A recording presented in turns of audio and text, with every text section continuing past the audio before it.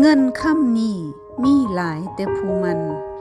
ผู้ขี้ค้านหาได้ก็บ่หมานความคิดมีบ่แพ้ทึ้นสิค่าหากบ่มีค้านกับเมื่อยมันเตื่อยกันลงมันกับแห้งมันแข็งกันขึ้น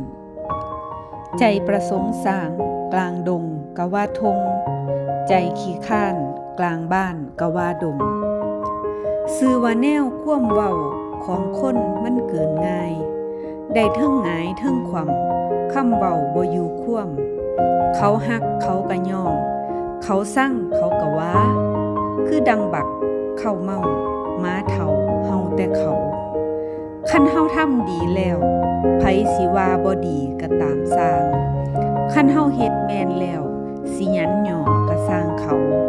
เขาสิพากันท่วงทั้งเมืองก็บ่เงียงเขาสิตีทั้งค่าย